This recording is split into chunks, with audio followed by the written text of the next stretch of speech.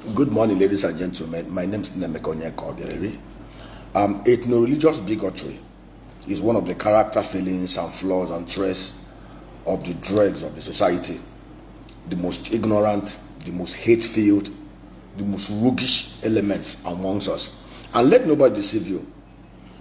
Ethnoreligious bigotry did not start most recently in 2023. It has always been there in Nigeria even before independence. We've had series of ethnoreligious killings, motivated killings, 1945, 1953, and all the rest of them. And now, but the most criminal, the most roguish, the most toxic variant of it happened in 2023.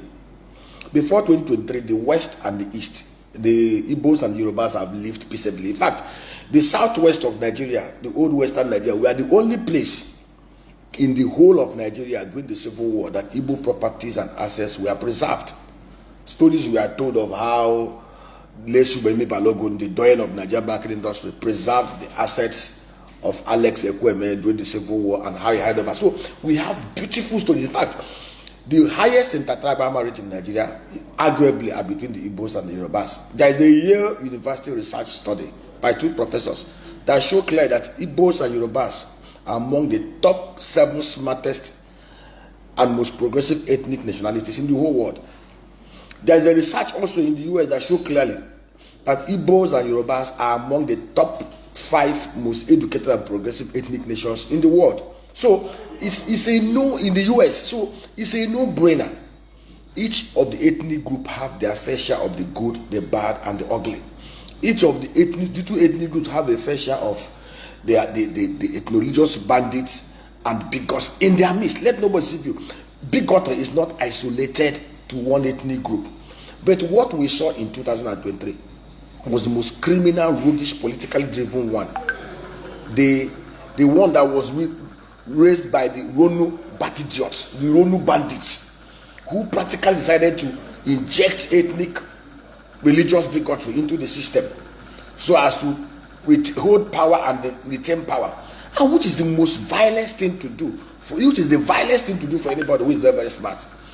But my greatest joy is that we've seen their types. We are going to stay here, we are going to outlive them. So when we raise this issue of bigotry, it has always been there. But they elevated it into a statecraft. They elevated it into a political craft in 2023. And we all saw what happened in Lagos and what they've continued to do.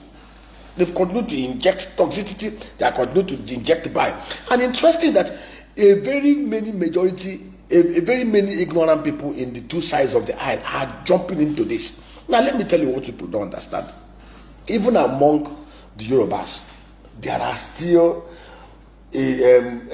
clannishes, there are still dialectical wars. We remember if a mother keke wars and all those stuff. What caused it? They're not from the same tribe.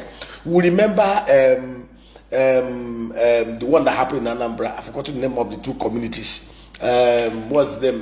That place Bobiano came from. How they fought for how many years of wars and strife in Anambra State. So even in Imo State, where I come from, let me give you an example. Growing up, I thank God for the kind of father. My late father was such a man that he will always tell you to look at people beyond their color, their race, and tribe. Look at people on the basis of their humanity. I remember them in secondary school in Mane College. There are these two dialectical slurs that people used to tell us then. They will tell you, okay, if you see an Mbise man and a snake, kill a snake before an Mbise man. Or they will tell you, okay, if you see Mbama, be afraid, they eat human flesh. All these were lies peddled by people to paint some ethnic group or some dialectical group with bad light or in bad light. Now, but do you know one thing that will shock you? I remember clearly some of the finest people I've ever come across are Mbise people. I remember there was a time, I won't forget, I was still a very small boy. I was still an undergraduate. I barely graduated from university.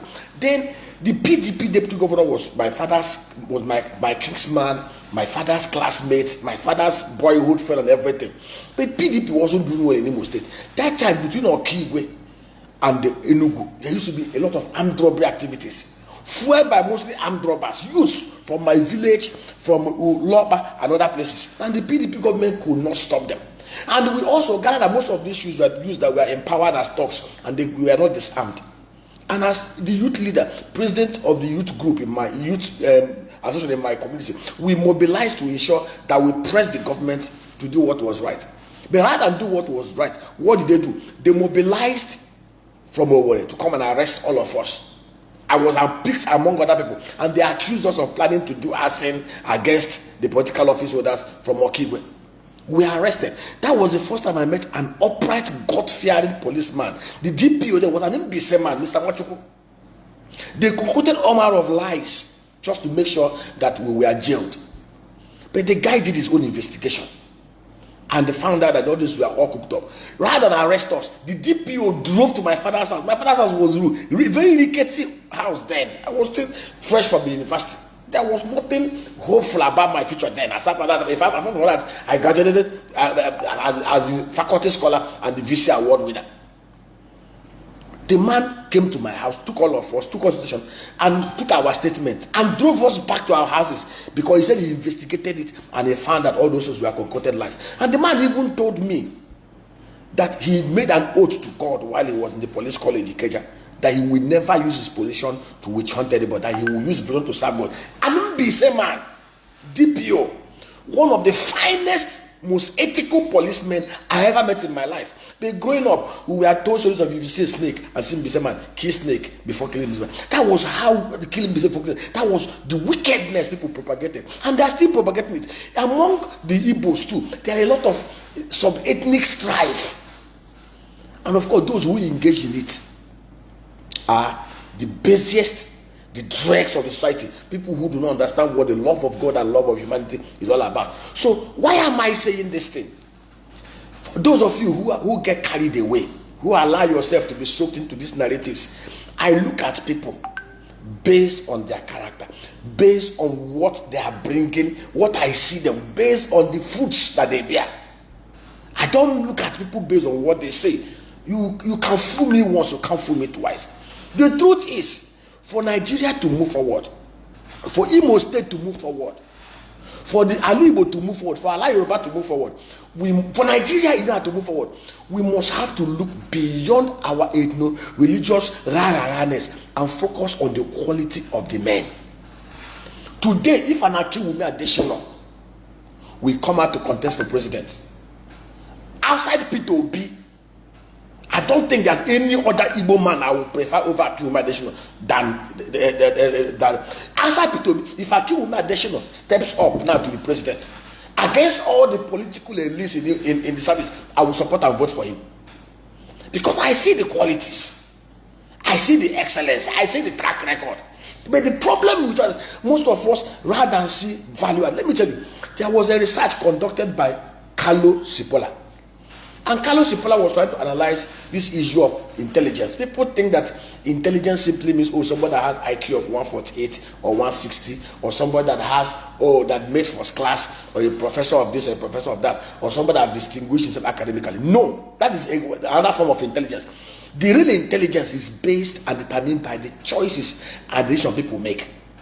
And Carlos Cipolla simply said, anybody who willingly, based on information available to him, takes decisions that hurts him and large society is unintelligent, and is called Carlos Cipolla stupid person. There are many Carlos Cipolla stupid persons. In 2015, professors, doctors, people that you would think had sense, decided to vilify the weak Jonathan.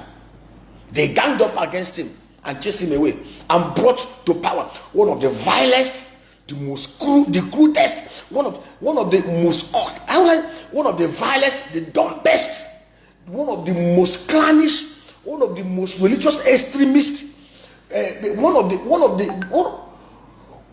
man that is not even qualified to take care of cows as president of Nigeria. And 8 years Buhari wrecked this land.